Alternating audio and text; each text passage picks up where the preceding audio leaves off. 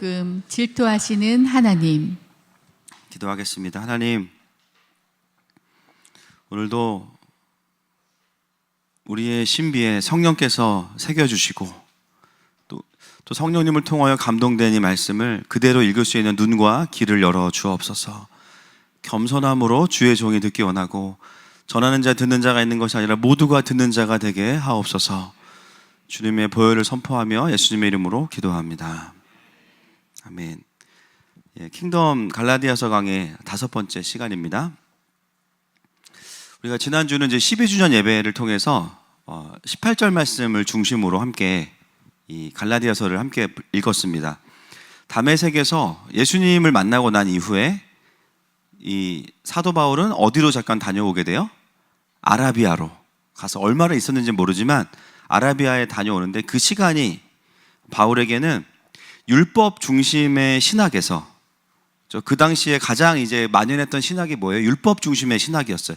토라를 중심으로 하지만 토라의 본질이라기보다는 그로부터 파생된 율법을 통해서 구원받는다. 이 율법 중심의 신학이 그 당시에 메이저 신학이었는데, 예수님을 만나고 나서 그에게 십자가의 복음이 풀어지고 또 성령의 권능이 풀어지고 그가 가지고 있던 모든 말씀이 다시 하나님 나라의 복음으로 정렬되는 시간이 바로 아라비아의 시간이었다. 이것을 함께 나누었습니다. 그리고 아라비아에서 돌아온 사도 바울은 이제는 성령의 권능과 또 마지막 때에 대한 그림들이 또 거의 이제 풀어진 상태로 이제 복음을 전하게 되는 거죠. 그 과정에서 바울의 영적인 전쟁의 가장 어려운 싸움은 이방인을 전도하는 게 아니었습니다. 오히려 이방인 전도는 쉬웠어요. 가장 힘들었던 싸움이 뭐냐면 그 당시에 가장 메이저 그룹이었던 이 율법주의와의 싸움이 가장 힘든 싸움이었습니다. 가장 힘든 싸움. 그리고 유대인 선민주의와의 싸움이 제일 힘들었어요. 그래서 어딜 가도 바울을 공격하는 것은 이방인들이 아니라 바로 유대인들이었다라는 것이죠. 메시지로도 충돌이 있었고요. 그래서 바울이 설교하면은 그거에 대해서 이제 반박들이 막 들어오는 거예요. 그리고 물리적으로도 계속해서, 왜냐하면 영적으로 보면은 그리스도의 영과 적그리스도의 영이기 때문에 적그리스도의 영은 그리스도인이나 선지자를 죽이려고 합니다. 자연스럽게 바울은 물리적으로도 핍박을 받는 구조로 가게 됩니다. 그래서 사도 바울의 사역이 더 풀어지기 위해서는 우선적으로 어떤 싸움에서 이겨야 되냐면 이 율법주의와의 싸움에서 이겨야 돼요. 그래서 오늘 본문에 보면 2장 1절 말씀을 읽어보겠습니다. 시작. 14년 후에 내가 바나바와 함께 디도를 데리고 다시 예루살렘에 올라갔나니. 다시 예루살렘에 올라갔나니 이렇게 말하는데, 이 예루살렘에 올라갔다는 건 언제를 말하는 거냐면, 여러분 사도행전을 이렇게 조사해 보면요, 사도 바울이 예루살렘에 총 5번 올라갑니다. 5번. 그런데 학자들마다 그 5번 중에 요 갈라디아서 2장 1절에 올라갔다라는 요 시기가 두 번째 헌금 때문에 올라갔다고 주장하는 학자들이 있고요. 그리고 세 번째는 언제냐면 예루살렘 공의회에 갔다고 하는 학자들이 반반 정도 있습니다. 해석이. 그런데 이 갈라디아서를 쓴 의도, 문맥, 전체적인 상황들을 고려해 보면 개인적으로 헌금을 전달하러 간 것도 있을 수 있지만, 사실은 이것을 지금 말하는 이유는 뭘까요? 이 율법주와의 싸움 속에서 이것을 이야기하는 이유는 이 시간이 그것을 결정하는 시간이었다는 것을 말하기 위해서 예루살렘에 올라갔다고 하는 것이죠. 그래서 저는 이 부분에 대한 해석을 예루살렘 공의회에 올라간 것으로 해석을 하고, 그렇게 갈라디아서의 맥락에 부합하다라고 볼 수가 있습니다. 결국은 복음에 대한 단판을 짓기 위해서 예루살렘으로 올라간 거죠.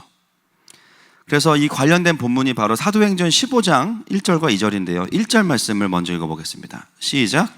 어떤 사람들이 유대로부터 내려와서 형제들을 가르치되 너희가 모세의 법대로 할례를 받지 아니하면 능히 구원을 받지 못하리라 하니.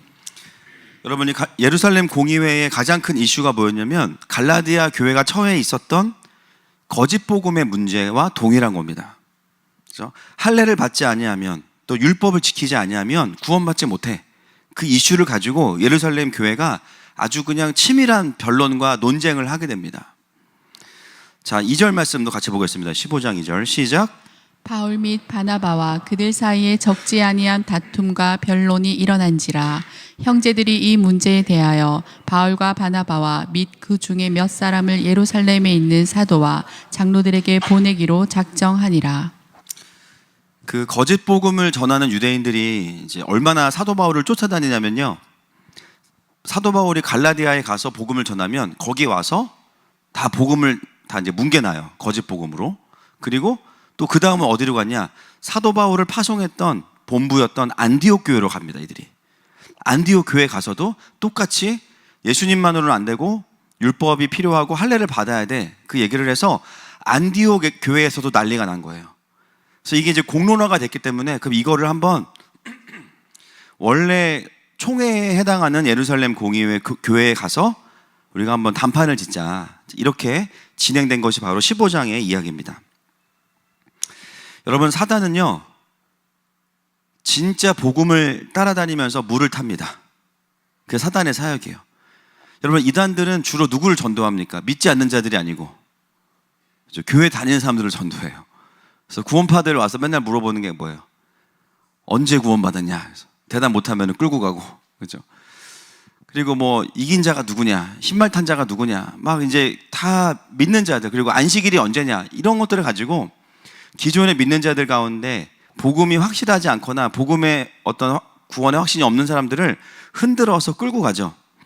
여러분, 사단이 하는 일이 뭡니까? 지금 이 사도 바울이 사역하는 시즌 속에서 여러 가지 일들이 있지만 그들도 진짜 복음이 전해지는 곳마다 쫓아다니면서 복음을 다 무너뜨리고 훼손시키고 거기에 가짜 복음을 심어요. 사도 바울이 피곤한 거는 사역이 많아서도 있겠지만 영적인 피곤함은 뭐냐면 거짓 복음이 계속 풀어지는 거예요. 말씀을 제대로 가르쳐 놓으면 사단이 와서 또 그 말씀을 다 혼란시키는 겁니다. 여러분, 오늘날 우리의 신앙을 봐도 믿지 않는 자들과의 싸움은 사실 그렇게 크지 않습니다. 오히려 믿지 않는 분들은요, 교회 오시잖아요. 그러면 있는 그대로 받아들여요. 그래서 첫 교회가 한해마음 교회인 분들은 그냥 원래 교회 예배는 2시간인가 보다, 할렐루야. 그리고 찬양은 원래 이렇게 다 그냥 자유롭게 하는 건가 보다. 그러다가 이제 명절 때 이제 다른 교회 갔다가 깜짝 놀라는 거예요. 난 누구, 여긴 어디? 그러면서 이제 집 가고 싶다. 교회 가고 싶다. 그래서 생각 드는 거예요. 여러분, 믿지 않다가 교회를 오신 분들은 성경 그대로 믿어요. 그냥 선입견이 없으니까. 마음만 열리면 전도도 쉽고 하나님 나라에 대해서도 있는 그대로 받아들입니다. 그런데 더 어려운 싸움은 뭐냐면 내 안에 믿음도 있지만 또 우리가 자주 얘기하는 게 뭐예요? 인본주의적인 메시지가 섞여 있을 때 사실은 어려움이 있을 수 있어요. 여러분, 이거는 정죄가 아니고 그냥 진단이에요. 진단. 여러분, 깨어있는 교회를 공격하는 것은 세상만이 아니고요, 마지막 때의 공격이 뭐예요? 인본주의 기독교의 메시지가 깨어있는 교회들을 공격할 수밖에 없어요. 이거는 사람의 문제가 아니라 메시지의 이야기입니다. 세계관의 충돌. 결국 이 시대 가운데 하나님 나라를 제대로 풀어가려면 우리도 어떤 싸움을 할 수밖에 없냐면 이 시대에 풀어지고 있는 거짓 복음과의 싸움이 불가피하다는 거죠. 그래서 깨어있는 그리스도인, 성경적인 하나님 나라를 추구하는 그리스도인들에게 무엇이 필요하냐? 이 시대에 풀어져 있는 미혹이 무엇인지를 분별하고 하나님의 말씀으로 정리되어 있어야 한다는 겁니다. 그리고 내가 알고 있는 복음이 진짜 성경이 말하는 그 복음인가? 그거에 대해서도 우리가 안에 정리되고 풀어져 있어야 되죠. 특히나 이 바울 시대에 있었던, 또 지금 이 시대에는 그 교회 안에 들어와 있는 이 거짓 복음, 인본주의 기독교에 대해서 우리가 정리가 되어 있어야 돼요. 명확하게 이것이 왜 비진리인가? 그리고 이것이 왜 그리스도를 대적하여 높아진 이론인가에 대해서 정리가 되어 있어야 됩니다. 여러분, 사도 바울은 예루살렘 교회에 가서 막 우기지 않았어요. 그래도 이방인들 구원 받았으니까 좀 봐줘, 한번. 대충 한번 좀 이렇게 하지 않고 어떻게 했냐면 15장 7절 한번 보겠습니다. 15장 7절 시작. 많은 변론이 있은 후에 베드로가 일어나 말하되 형제들아, 너희도 알거니와 하나님이 이방인들로 내 입에서 복음의 말씀을 들어 믿게 하시려고 오래전부터 너희 가운데서 나를 택하시고. 많은 변론이 있은 후에 이렇게 됐어요. 많은 변론이라는 건 뭐냐면 그냥 이건 이거야가 아니고 수많은 그거에 대한 반론들이 있었기 때문에 그걸 디펜스하면서 이 예루살렘 교회 안에 있었던 신학적인 묶임, 근데 그 신학적인 묶임은 성경으로부터 온 게 아니라 율법주의로부터 왔던 묶임들이 해소가 된 거예요. 아, 이래서 우리가 율법으로부터는 자유로워야 되고 십자가의 복음으로만 우리가 구원받는구나.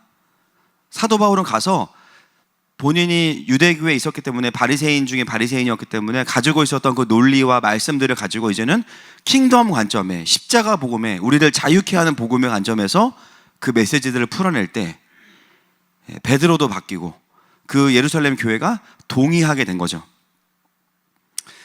여러분, 우리가 킹덤을 공부하는 이유는 먼저는 뭐냐면 내 안에 있는 비진리와 성경적이지 않은 메시지들을 직면하고 자유케 되기 위함입니다. 할렐루야. 나에게 하나님 나라가 풀어져 있어야 내가 다른 사람을 인본주의에서 구출할 수 있어요. 내가 정확히 이해하지 못하면 다른 사람을 도울 수가 없어요.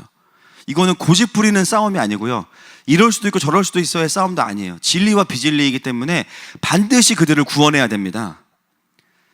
여러분, 오늘 이 본문을 통해서 보는 건 뭐냐면 대사도였던 베드로도, 여러분 베드로가 누굽니까? 예수님하고 엄청 친했잖아요, 그죠? 그 예수님과 함께 했고 또 그의 설교를 통해서 3,000명이 돌아오는 강력한 복음 전도자예요. 근데 그 베드로조차도 그 안에 뭐가 있었냐면 율법주의가 있었어요. 유대인 선민주의가 있었어요. 이게 뭡니까? 예수님을 만나기 전에 가지고 있었던 그 기존의 생각들이 그대로 있으면서 예수님을 만나고 나서 그 복음을 경험하고 나서 성령을 경험하고 나서도 해결되지 않은 부분들이 있었던 거죠. 그래서 갈라디아서에서 보면은 이제 어떤 일이 있었습니까? 밥 먹다가 이방인들이 들어오니까 베드로가 자기도 모르게 도망갔어. 그래서 이제 바울한테 엄청 혼나죠. 이게 뭡니까? 아직 본인 안에 해결되지 않은 킹덤이 아닌 것들이 있는 거예요. 여러분, 초대교회도 그랬지만 이 마지막 때 우리의 싸움은 먼저는 내 안에 거짓 복음과의 싸움이 있어야 됩니다. 그래서 저희 교회는 저희 새 가족으로 등록하시면 첫 시간이 어떤 시간이에요? 영접 타임이에요. 그래서 목사님들 오셔도 영접 기도 시킵니다. 그래서 힘들어 하시더라고요. 여러분, 영적인 회복도, 여러분 복음이라는 건 어떤 잘 정리된 교리가 아니고요, 복음은 생명이에요. 아멘입니까? 복음은 하나님과 화목하게 하는 거예요. 그러면 내가 복음을 주장하는 것도 주장하는 거지만 내가 주장하는 복음이 진짜라면 그 복음을 주장하는 내가 생명이 있어야 돼요. 복음을 주장하는 내가 하나님하고 친해야 돼요. 복음을 막 주장하고 옳은 게 이거야 말하지만 하나님하고는 안 친해. 그러면 그 복음이 그 사람에게 지금 능력이 아닌 거예요. 교리적으로, 논리적으로는 맞을 수 있지만 그 사람 안에 복음이 있는 게 아니에요. 그래서 복음은 하나님과 우리를 화목하게 하고 생명이라는 것이죠. 결국 하나님과의 친밀함과 그 깊은 견고함은 어디로부터 오는가? 분명한 복음에 대한 이해와 그 복음에 대한 동의만이 아니고 그게 나에게 생명으로 풀어져 있어야 됩니다. 결국은요, 내가 하나님과의 관계가 어렵고 하나님이 자주 안 오시는 것 같고, 그리고 가장 중요한 증상이 있어요. 자꾸 삐져, 하나님한테. 그게 결국은, 죄송합니다 여러분, 이 시간은 우리가, 그죠? 복음의 문제예요. 내가 갖고 있는 복음의 문제. 제가 어느 교회를 방문했는데 그 교회 주보를 주셔서 봤는데 주보를 보다가 깜짝 놀란 게 있어요. 본 교회는 뭐를 금한다게 나오냐, 술을 금하고 마약을 금하고 도박을 금하고 마지막에 삐짐을 금합니다. 이렇게 됐어요.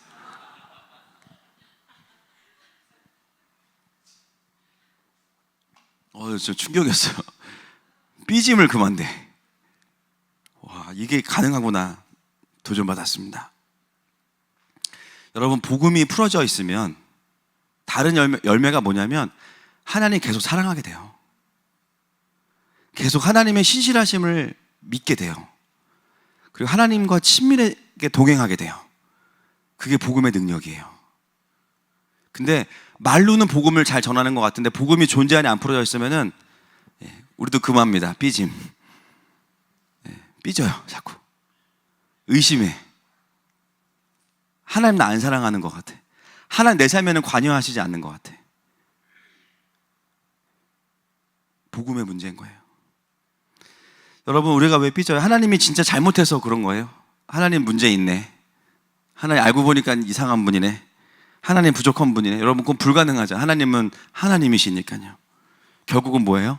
내 안에 복음의 문제인 거예요. 내가 삐지는 그 부분에 있어서 뭔가 복음이 잘못 풀어지고 있거나 결여되어 있거나 왜곡되어 있기 때문입니다.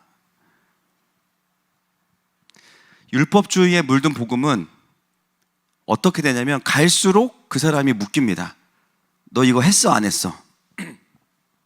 네가 스스로 이걸 할 수 있어 없어? 점점 어떻게 돼요? 기독교라는 이름을 가지고 있지만 유대교랑 크게 다르지 않아요. 결국은 부분적으로 받아들이는 것 같지만 그 누룩이 전체에 퍼져버립니다. 어떻게 되냐? 말은 잘하는데 복음의 능력은 없는 사람이 돼요. 고린도전서 4장 20절 말씀 보겠습니다. 시작. 하나님의 나라는 말에 있지 아니하고 오직 능력에 있음이라. 이것은 말이 필요 없다는 게 아니라 하나님의 나라는 말과 능력에 있다는 거죠. 진짜 복음은 그 사람을 자유하게 합니다. 그 사람에게 기쁨이 임하게 합니다. 하나님의 자녀됨을 누리게 합니다. 성령의 열매가 맺혀지게 됩니다. 아무리 내가 복음을 말하고 있어도요, 계속 우울하고 무기력하고 소망이 없다라고 느껴진다면 지금 내 안에 복음이 없는 거예요. 구원받지 못했다 그 말이 아니에요. 복음이 작동하고 있지 않다는 말씀이에요. 여러분, 복음은 단순한 교리가 아니라 능력이고 실제입니다. 그래서 내가 복음을 누리게 되면요, 뭐가 보이냐면 복음을 누리지 못하는 사람들이 보여요. 그냥 사역해야지 힘주지 않아도 내가 이 부분에 자유해지고 승리가 있으면 이 부분에 묶여있는 사람들이 그냥 보여요. 정작 본인은 그게 안 보일 수도 있죠. 경험한 사람은 그게 보인다는 거예요. 그리고 이 세상 속에 그리스도를 대적하여 높아진 게 무엇인지, 무엇이 교회 안으로 들어와서 영들을 죽이고 어렵게 만드는지가 보인다는 겁니다. 여러분, 복음은 실제입니다. 아멘이십니까? 그래서 여러분, 하나님께서 우리를 하늘마음교회로 부르시고 또 이 안에서 복음을 더 듣게 하시는 이유가 뭐예요? 그냥 여러 교회 중에 하나를 오신 게 아니잖아요. 그죠? 우리가 교회를 온다는 건 뭐예요? 이 교회에서 저 교회 또는 처음으로 교회를 간다는 것은 무엇을 의미해요? 우리 교회는 수평이동을 안 키웁니다. 다 따라합시다. 수직이동. 네, 수직이동 하려고 오신 거죠. 축복합니다. 그래서 많은 분들이 그런 얘기해요. 내가 복음을 알고 있었는데 다 알고 있는 건 아니었네요. 복음이 이런 건지 몰랐어요. 성령님을 알고 있었지만 성령님께서 이런 분이신지 몰랐어요. 하나님의 나라에 대해서 듣고 알고 있었지만 하나님의 나라가 이런 건지 몰랐어요. 말씀으로 동의가 돼서 정렬되는 거죠. 근데 그 과정에서 어떤 과정이 있냐면 힘들게 있죠. 왜냐하면 신앙생활을 하다가 오셨으니까. 물론 하늘마음교회도 100%는 당연히 아닙니다. 그러나 하나님께서 어떤 기존의 삶에서 이곳으로 부르신 이유는 뭐겠어요? 똑같은 걸 반복하는 게 아니고 더 성장하고 도약하고 돌파하기 위해서 부르셨습니다. 아멘이십니까? 그럼 당연히 어떤 과정이 있어야 되냐면요, 내가 잘못 알고 있었던 것을 깨닫게 되는 게 당연한 거예요. 잘하고 있었던 것은 또 하나님 통해서 칭찬받고 격려받는 것도 당연한 거예요. 어떤 거는 이거 완전히 내가 잘못 알고 있었네, 이런 것들도 당연히 많아야 되는 거예요. 그래서 어떻게 돼요? 예배 때마다 또는 말씀 앞에 설 때마다 하나님이 주시는 새로운 깨달음이 있고 돌이킴이 있고 돌파가 있는 거죠. 여러분을 이곳으로 부르신 분은 저같이 허술한 사람 때문에 오신 게 아니죠, 여러분. 그렇죠? 저 따라다니면 뒤에 지갑 떨어지고 그래서 따라다니시나? 카드 떨어지고. 그래서 제가 어디 가면은 그렇게 뭘 주워다 주세요. 보면 내 건데 언제 떨어졌지? 뭐 목사가 소지섭 닮았다, 이해합니다. 여러분, 이해해요. 제가 그 얘기를 6년 전에 들었는데 그 이후로 살을 못 빼요. 제가 살 빼면 여러분 시험 드실까 봐. 그래서 그냥 소로 살고 있는데, 여러분 여기에 오신 거는 하늘마음으로 하나님이 부르셨어요. 아멘이십니까? 그래서 우리가 축복합니다 영어로 뭐라 그래요? God bless you. God bless you 이거잖아요. 여러분, 하나님이 부르셨기 때문에 복이 있는 거예요. 아멘이십니까? 여러분, 우리 교회가 성경을 설교하지 않는다고 생각되시면은 언제든지 저에게 와서 물어봐 주셨으면 좋겠어요. 저도 사람이니까. 목사님, 이 부분 성경이 아닌 것 같은데요? 저도 알아야겠죠. 한번 고민해 봅시다. 근데 작은 해석의 차이는 있을 수 있거든요. 그러나 킹덤과 안티 킹덤은 바뀔 수가 없는 거예요. 여러분, 성경이 맞다고 하면 성경을 따라가시면 됩니다. 하나님께서 우리를 이곳으로 부르신 이유는 뭐냐면 그 하나님의 나라와 우리를 자유케 하는 복음을 더 경험시켜 주시기 위해서, 물론 다른 교회를 부르실 때도 마찬가지의 부르심이 있죠. 그것을 위해서 부르신 겁니다. 아멘이십니까? 그래서 오늘 바울이 예루살렘을 세 번째 방문하면서 혼자 가지 않고 누굴 데려가냐면 바나바와 함께 디도를 데리고 갔다고 나옵니다. 아직 1절이에요. 우리 바나바와 함께 디도를 데리고 갔다고 나와요. 왜 혼자 가지 않고 바나바와 디도를 데리고 갔을까? 뭐 심심해서 그럴 수도 있지만, 자, 3절, 15장 3절 4절 보겠습니다. 시작. 그들이 교회의 전송을 받고 베니게와 사마리아로 다니며 이방인들이 주께 돌아온 일을 말하여 형제들을 다 크게 기쁘게 하더라. 예루살렘에 이르러 교회와 사도와 장로들에게 영접을 받고 하나님이 자기들과 함께 계셔 행하신 모든 일을 말하매. 바울이 그 예루살렘으로 가면서 뭘 하냐면요, 가는 도시마다 베니게와 사마리아에 가서 간증을 해요. 간증을 바울만 하는 게 아닌 거예요. 바나바도 하고 디도도 하는 거예요. 여러분, 바나바는요 바울과 1차 전도 여행부터 함께 다녔어요. 그래서 뭘 봤냐면 바울을 통해서 풀어지는 복음이 이방인들을 구원하고, 그리고 그 당시에는 복음이 풀어지면 성령이 바로 그냥 원래 지금도 그렇지만 그냥 드러나게 임하시거든요. 그 하나님의 나라가 이방 가운데 임하는 역사들을 바나바는 다 봤어요. 증인입니다. 그리고 디도는 어떤 사람이냐? 디도 자체가 이방인이죠. 헬라인입니다. 그래서 자, 갈라디아서 2장 1절 다시 한번 띄워주세요. 시작. 14년 후에 내가 바나바와 함께 디도를 데리고 다시 예루살렘에 올라갔나니. 여기 표현이 재밌는 게 뭐냐면 바나바와 함께 디도를 데리고 됐어요. 그냥 바나바와 디도와 함께라고 하면 되잖아요. 왜 디도를 데리고라고 했을까요? 바로 이 디도는 뭐냐면 쉽게 말하면 살아있는 증거예요. 증거. 바나바는 증인이고 디도는 헬라인인데 예수님을 믿고 하나님을 경외하는 예배자가 된 증거예요. 그래서 공의회에 가서, 교회에 가서, 예루살렘에 가서 그가 바나바의 간증을 듣게 하고, 바울이, 그리고 디도를 통해서 이방인인데 예수님을 영접했고, 그리고 방언해봐, 방언 팍 하는 거야. 삐빠파롤라 하는 거예요. 성령이 임했어, 이 사람 보니까. 그 다음 더 중요한 거, 2장 3절 말씀 시작.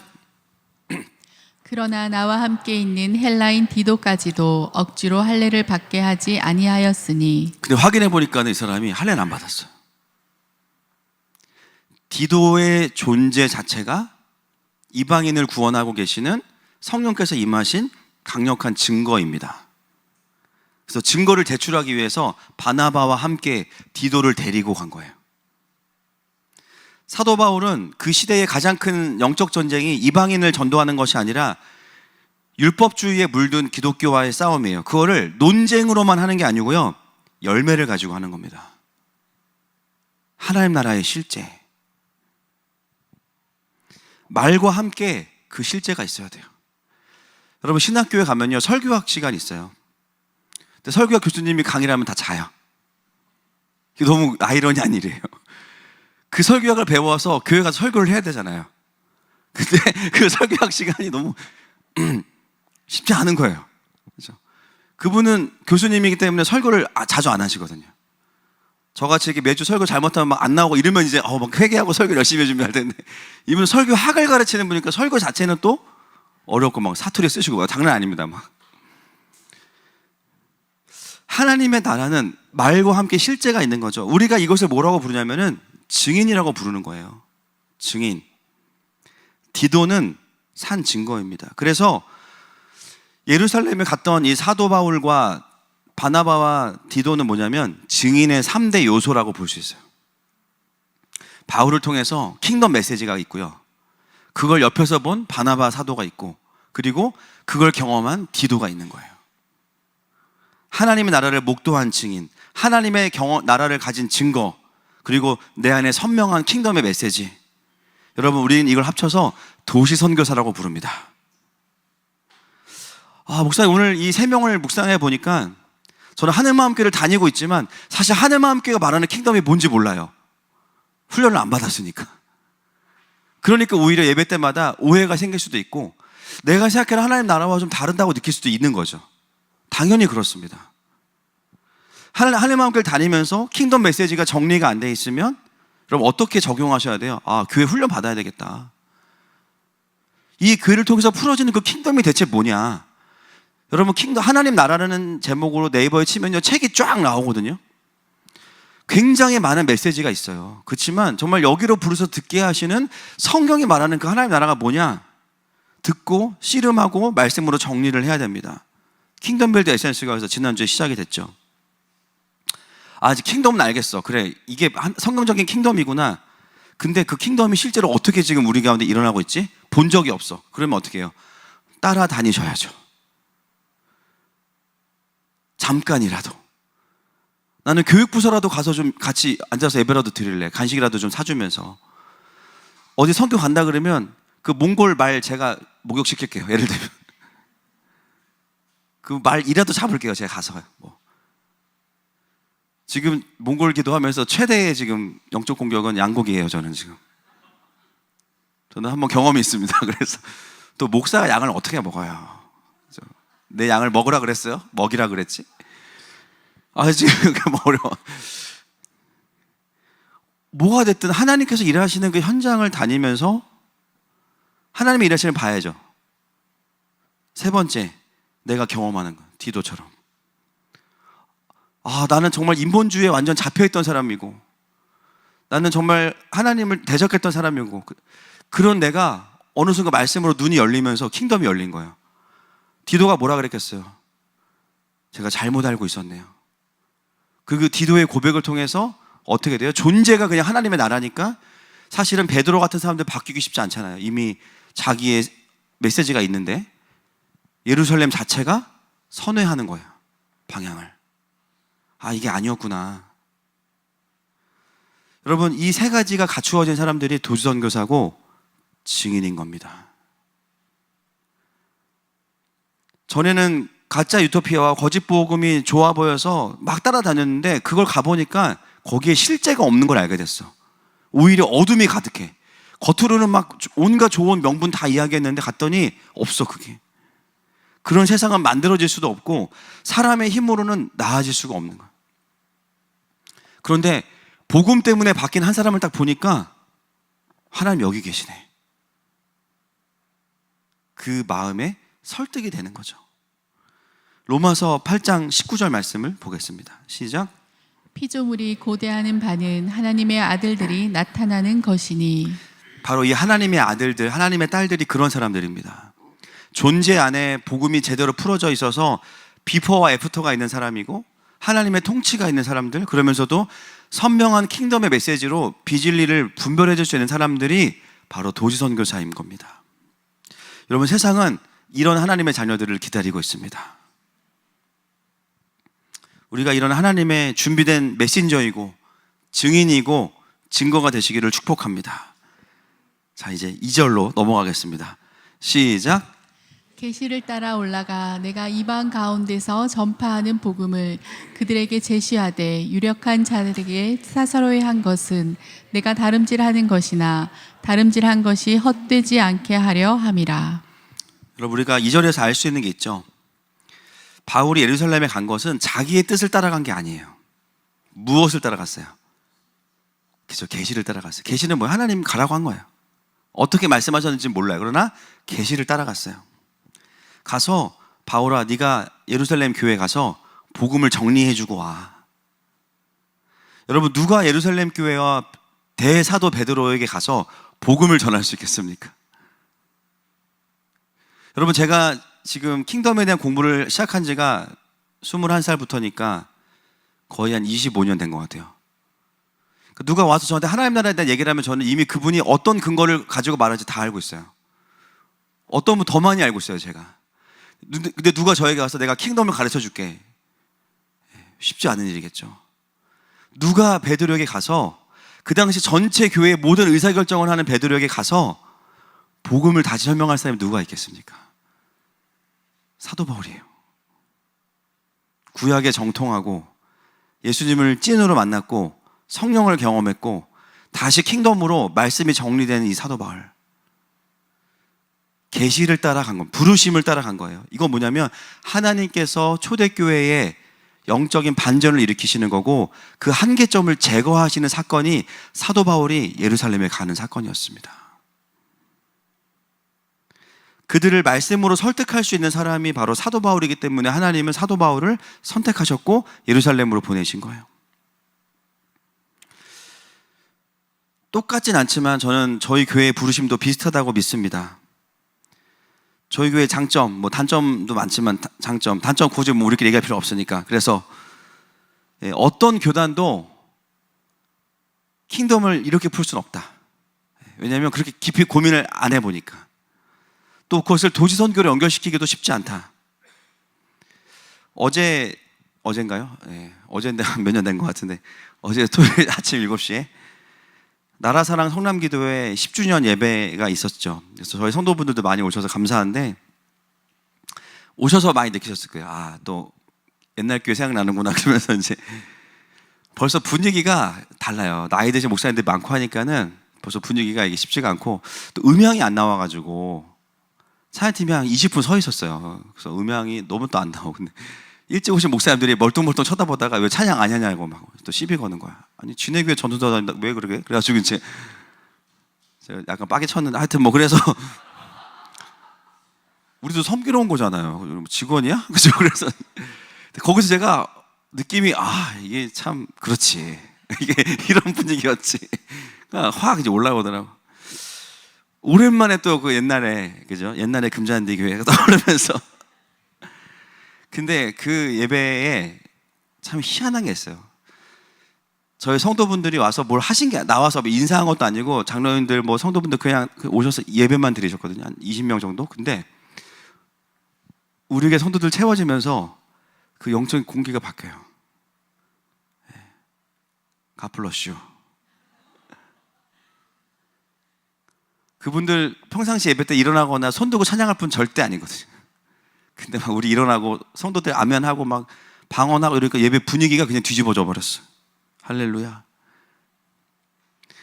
그래서 그 예배를 보고 간 객관한 한 분이 그런 얘기를 하더라고.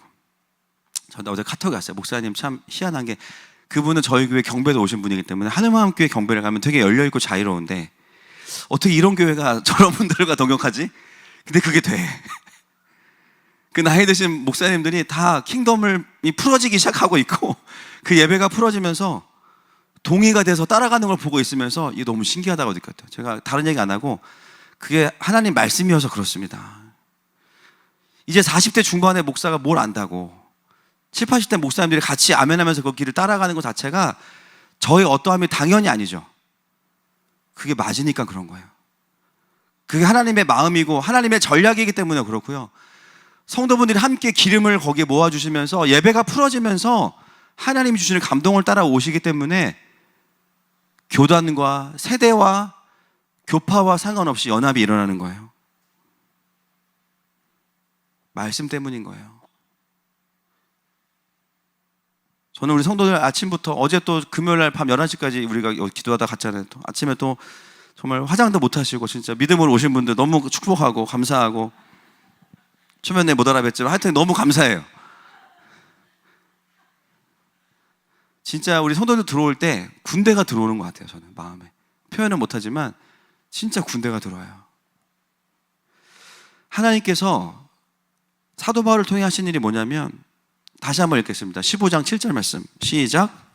많은 변론이 있은 후에 베드로가 일어나 말하되 형제들아 너희도 알거니와 하나님이 이방인들로 내 입에서 복음의 말씀을 들어 믿게 하시려고 오래 전부터 너희 가운데서 나를 택하시고.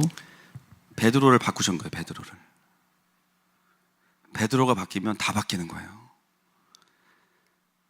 베드로를 바꾸시기 위해서 사실 이 공회가 열린 거고, 베드로가 바뀌었을 때 수많은 율법들을 다 제거하고 몇 가지만 남겨놓고 이제는 다 열자, 이렇게 바뀐 거예요. 한국교회 이런 시즌이 올지어다. 이스라엘이 열릴지어다. 성령의 권능이 열릴지어다. 그리고 온전한 복음이 더 풀어질지어다.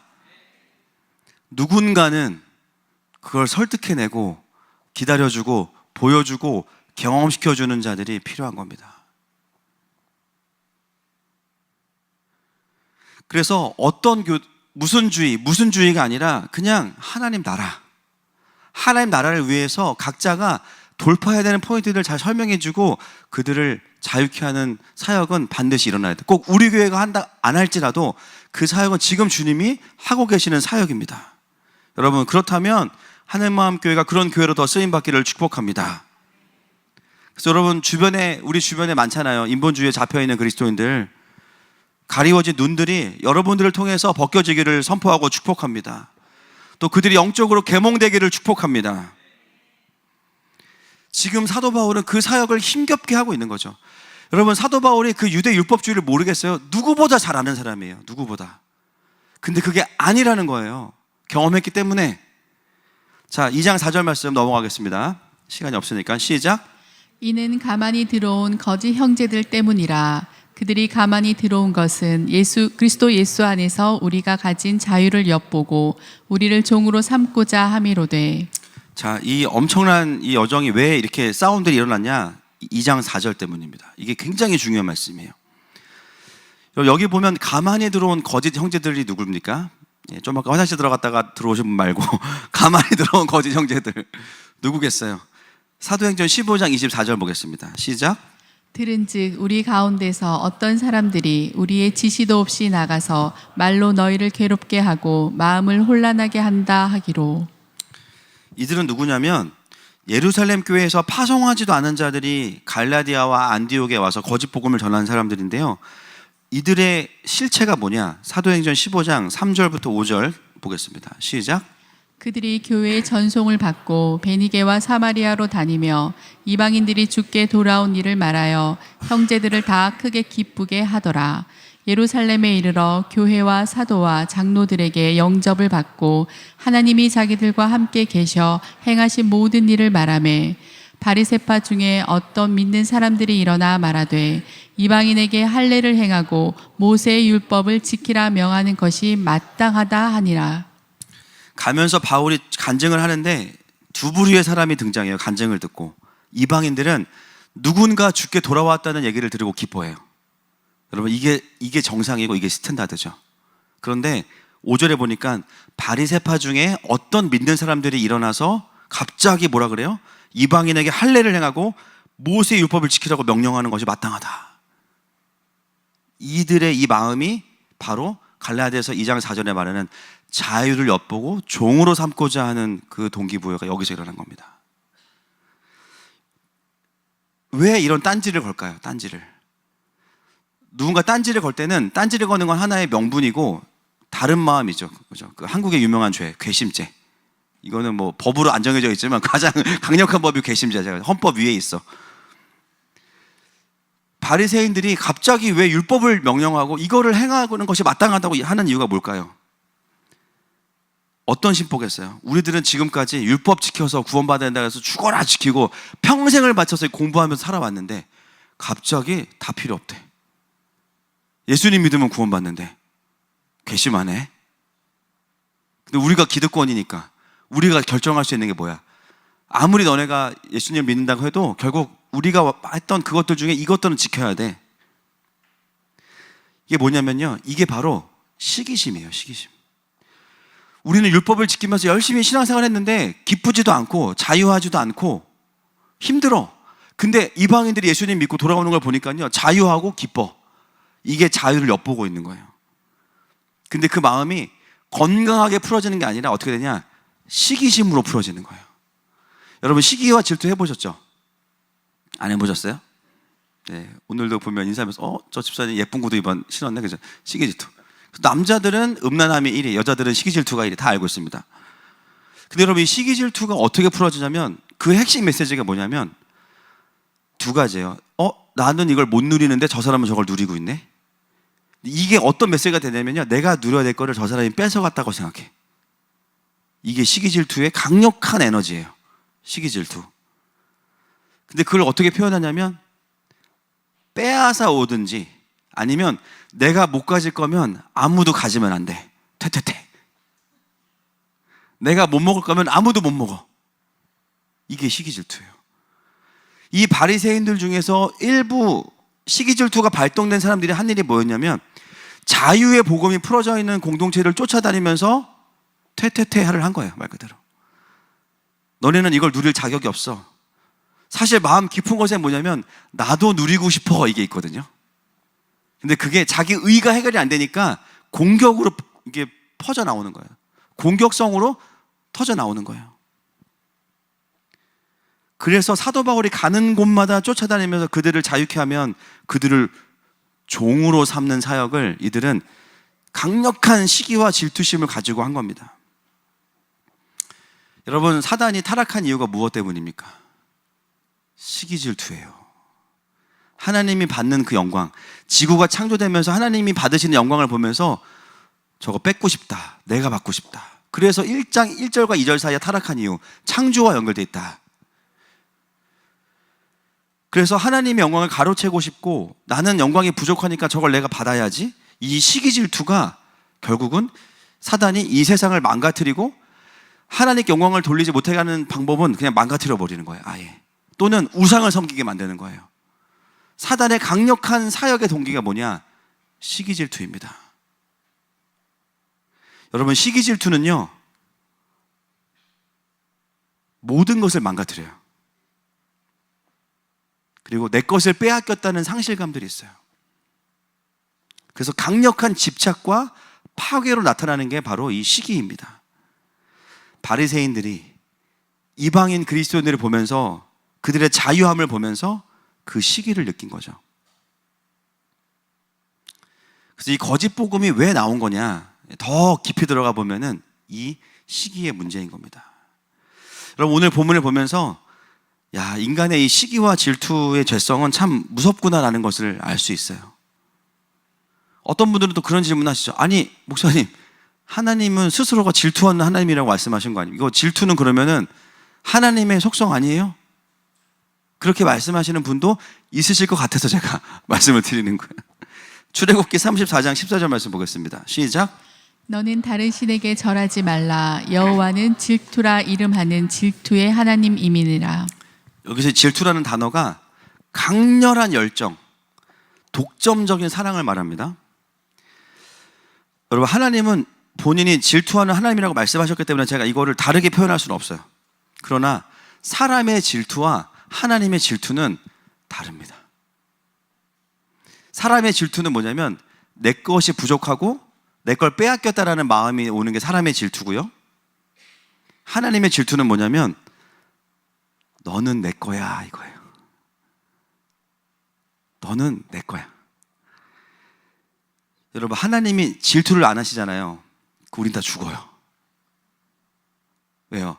질투라는 거는 내가 사랑하는 사람이 나만 사랑해야 되잖아요. 다른 데 가는 걸 우리가 이제 싫어하는 게 질투잖아요. 하나님이 질투를 안 하시면 내가 우상 숭배하고 죄 짓고 다른 하나님이 아닌 다른 것들을 사랑하며 사는 것들을 그냥 방임하게 됩니다. 이거 뭐냐면 죽는 거예요, 그냥.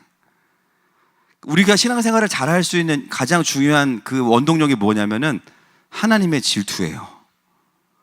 조금만 내가 우상을 섬기려고 그러고 내가 조금만 다른 데로 가려고 하면 주님이 싫어하세요.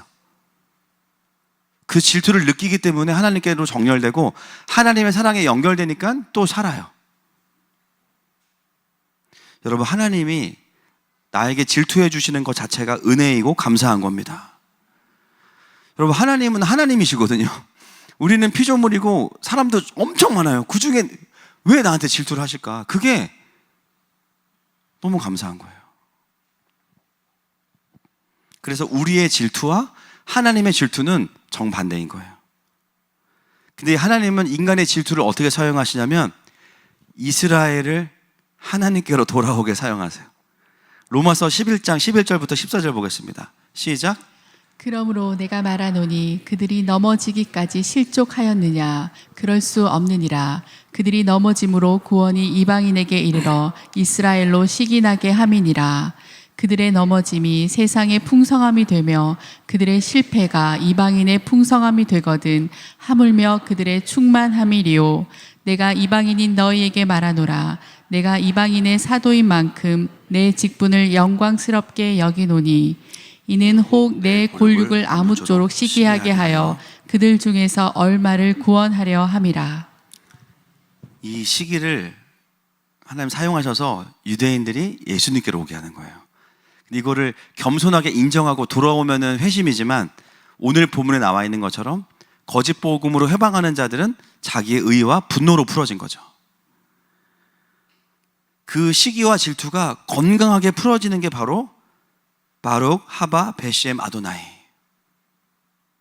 주님을 찾게 되는 거예요. 주의 이름으로 오시는 이는 복되도다. 그 시기가 고난을 통해서 이스라엘이 겸손해지는 시기가 지금 돌아왔고, 그래서 이스라엘이 이제는 주님을 갈망하는 때가 된 겁니다. 여러분, 다시 우리의 삶으로 돌아와서 나의 삶의 이 시기와 질투 어떻게 할 거예요? 자매간에, 그죠? 보통 자매들이 어려우면 항상 꼭 그죠? 한 명만 예쁘고, 그죠? 인간적인 기준으로 봤을 때 그게 또 메시지가 돼. 또 형제간에는 한 명만 공부를 잘해. 또 야곱과 에서의 구조가 계속 삶에 있어. 때로 영적인 것도 마찬가지고, 삶의 재정의 문제도 마찬가지고, 내 삶의 이 시기와 질투 어떻게 해결하느냐. 결국 시기와 질투의 문제는 뭐냐면 내 안에 부족하다라는 메시지인데요, 더 깊이 들어가면 하나님 사랑으로는 충분하지 않다라는 메시지인 거예요. 그래서 진짜 아이러니한 게 뭔지 아십니까? 내 안에 있는 질투는 하나님의 질투로 해결됩니다. 내가 하나님으로 충분하지 않다고 느끼는 그 시기와 질투의 상태에 있는 걸 보시면서 하나님이 나를 질투해. 너 나로 충분하지 않구나. 그 하나님의 질투가 느껴지는 순간 내 안에 시기와 질투가 사라져요. 왜냐하면 이 자체가 우상이라는 걸 알게 되기 때문에. 하나님, 내가 저 사람처럼 돈이 없어도, 저 사람처럼 외모가 어떠하지 않아, 저 사람처럼 능력이 없어도 난 하나님으로 충분합니다. 하나님 서운해 하신다니까요.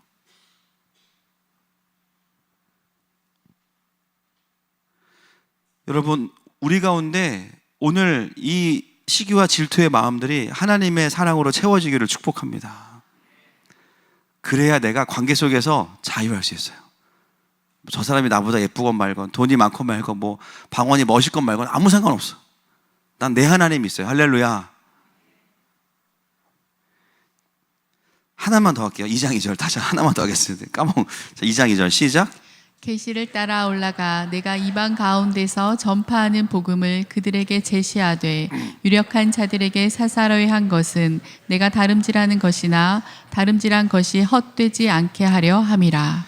보세요. 이게 세 번째 방문이라는 걸 확신시켜 주는 게 뭐냐면, 사도 바울이 가서 헌금만 전해주고 오는 두 번째 방문이 아니에요. 보면은 유력한 자들에게 사사로이 한 것은 뭐냐면 개별적으로 가서 설득을 한 거예요. 베드로 만나서 베드로에게 킹덤은 이게 문제야 지금. 그러니까 이 부분만 너는 좀 돌이키면 돼. 야고보한테 가서도 야고보가 너는 지금 잘하고 있어. 그런데 이 부분은 아니야. 그거를 사사로이 다 한 거예요. 케이스 바이 케이스로. 왜냐하면 이왕 간 김에 다름질한 것이, 내가 시간이 없으니까 이왕 간 김에 확실하게 이거를 전하고 와야겠다. 그래서 그 방문을 통해서 야고보와 베드로와 그 예루살렘 리더들이 완전히 뒤집어진 거죠. 여러분, 우리가 전도할 때 무슨 앵무새 말하듯이 또는 녹음기 틀어놓듯이 그냥 쭉 나열하고 자 영접하세요 이게 아니죠. 그 사람의 삶 속에서 대화를 해요. 이 사람에게 복음이 들어가는 통로가 어딘지를 확인을 해요. 그리고 그 사람의 삶의 문제를 통해서 복음을 전해요. 그래서 복음 전함은 어떻게 일어나요? 사사로이 일어나는 거예요. 오늘 제가 말씀을 풀고 있지만 여러분, 여기 계신 모든 분들에게 각자 말씀이 어떻게 풀어져요? 사사로이 풀어져요. 그래서 하나님은 인격적이신 겁니다. 그리고 그걸 예배 마치고 목장에서 우리가 확인하는 거예요. 그 사람이 하나님을 만나고 그 사람에게 킹덤이 풀어지기 위해서 반드시 성령님께서 사사롭게 그 사람에게 전하셔야 되는 포인트가 각자에게 있습니다. 바울은 그렇게 했다는 거예요. 여러분, 우리가 선교를 나가면서도요, 그냥 우리가 할 줄 아는 게 이거니까 어느 나라에 가든지 똑같이 한다, 이런 마인드로 선교하지 않죠. 하늘마음교회는 그 나라마다 우리가 갖는 다름질이 헛되지 않기 위해서 지금 그 나라에 하나님이 하시는 일이 뭐지? 그 나라의 역사가 뭐지? 지금 이 나라에 하나님의 부르심이 뭐지를 확인하고 가서 거기에 맞는 사역을 합니다. 저희가 2주 후면 이제 또 몽골을 가죠. 제가 몽골에 대해서 마음을 받으면서 그때 우리 뭉호 목사님 모셔가지고 핵심 메시지 뭐였어요? 초코파이가 능력이 있다, 그거였잖아요. 그때 뭉호 목사님 오셔가지고 같이 한 3일을 지내면서 많은 걸 깨달았죠. 일단 몽골 분들은 대식가다. 엄청 많이 듣죠, 대식가고. 그리고 이제 쭉 교제하면서 몽골의 이분이 이제 아비와 같은 분이니까 몽골에 대한 마음을 쭉 풀어주시는데 제 마음에 확 와닿았던 메시지가 뭐였냐면, 몽골은 전사의 나라예요. 칭기스칸의 나라. 몽골이 움직여서 뭐죠? 돌궐족, 투르크족을 밀어가지고 터키가 생긴 거 아니에요. 그 정도로 강력한 나라인데, 징기스칸이 여러 나라들을 정복하고 가면서 했던 일이 뭐냐면, 자기가 가는 정복한 도시마다 몽골 사람들을 1000명 단위로 거기에 이주시켜서 살게 했어요. 그러면서 뭐라 그랬냐면은, 내가 올 때 너네들 데리고 갈 거야 라고 이야기했어요. 그 메시지가 제 마음에 성령의 감동으로 풀어지는 거예요. 그래서 몽골 사람들이 중국 사람들만큼 퍼져 있고 지금 터키의 몽골 교회 부흥하고 있죠. 그들은 어떤 메시지가 본질 존재 안에 있냐면, 우리의 왕이 우리를 데리러 올 거야. 버텨야 돼. 그게 몽골이들 안에 있는 영적인 정서예요. 그래서 몽골은 본질적으로 징기스칸을 기다리고 있는 나라입니다. 바로 예수님이 그들의 왕이십니다. 그래서 몽골의 역사를 보면 공산주의에서 가장 최근에 자유케 된 나라가 어디예요? 몽골이죠. 이제는 이 나라에 어떤 일이 풀어져야 되냐면은, 이제 내가 이 나라의 왕으로 올 거야. 흰말 타고 오시는 예수 그리스도. 할렐루야. 그림을 좀 보여주세요. 그래서 그때 우리가 몽골 목사님 통해서 봤던 이 장면, 예루살렘 앞에 서 있는 몽골 전사. 몽골이 깨어나면 말 타고 이스라엘까지 간다는 거예요. 우리는 비행기 타고 갈 거예요. 우리는 몽골인이 아니니까, 그죠? 우리는 사도니까. 그래서 중요한 거는 몽골의 교회들이 깨어나는 때가 왔습니다. 그래서 중국과 몽골이 같이 일어나서 다시 밀어붙이는 거예요. 거기에 뭐가 있냐? 무슬림과 공산주의권들이 다 있어요. 중앙아시아. 몽골은 뚫고 갑니다. 할렐루야. 그래서 중앙아시아의 중요한 나라들이 경계선만 넘어오면은 자유민주주의 몽골로 와서 훈련받고 다시 돌아가는 구조. 이 그림을 우리가 보기 때문에 이번에 몽골 팀이 꾸려졌는데, 아이러니한 건 할 일이 별로 없어요. 준비할 게 별로 없어. 우리가 가서 뭐 공연할 게 아니야. 밥 해주러 우리가 얻어먹으러 가는 거야. 우리가 한 사역은 뭘 막 준비를 엄청 해서 가서 막 풀어놓고 이게 아니에요. 막 예수님 땡기고 이런 거 안 해도 돼. 막 가서 이 메시지 전달하는 게 우리가 할 일이고, 어떤 거예요? 바나바 데리고 가고 디도 데리고 가는 거서 디나미스 사역하는 경험시켜주고 이 그림을 전달하고 축복해주는 게 우리가 할 일인 거예요. 그러니까 모였는데 기도밖에 할 일 없어. 이제 필요한 건 재정이야. 할렐루야. 그래서 오늘 설교의 핵심 메시지가 있습니다. 저희 교회에서 앞으로 이제 선교를 나갈 때 이제 중요한 헌금이 생겼어요. 따라서 갑오 헌금. 왜 갑오냐? 집에 갑오를 가지고 오시고 일단. 그리고 가든지 보내든지 헌금이에요, 이게. 그러니까 낼 거야 받을 거야지. 여러분 선택은 내든지 받든지지 뭐 나는 뭐 중간 이런 건 없어요. 그래서 갑오 헌금을 통해서 가든지 보내든지. 그래서 이번에는 우리가 갑오 헌금 몽골. 그래서 어제도 말씀을 드렸는데 그렇게 선교 헌금으로 내시면 되고, 결국 이 사도 바울이 했던 사역들을 그대로 이어받아서 하늘마음교회를 갑니다. 말씀을 정리하겠습니다. 오늘 갈라디아서 2장 1절부터 5절 말씀을 통해서 이 예루살렘 공의회 여정 속에서 바울을 통해 하나님이 하셨던 일이 뭐냐, 그리고 그 거짓 복음과의 싸움의 핵심은 결국은 인간 안에 있는 시기와 질투였습니다. 여러분 오늘 우리에게도 하나님이 동일하게 말씀하시죠. 혹시 요즘에 내가 영적으로 킹덤이 정리가 되지 않아서 힘들거나 또는 보지 못해서 힘들거나 경험하지 못해서 힘들다면 여러분 그것을 기도하시면 좋겠어요. 또 결단하시고 보는 자리, 배우는 자리, 경험하는 자리로 더 가셔야 여러분 살 수 있습니다.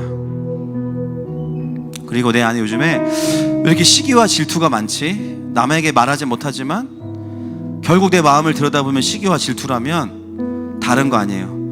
하나님 여러분 질투하고 계신 거예요. 내 사랑하는 딸아, 나로 안 되겠니? 너의 삶에 일하고 있는 나가 충분하지 않니? 그 하나님 보시면 해결됩니다. 이 시간에 우리의 갈망을 주님께 좀 올려드리면서 함께 고백하십시다.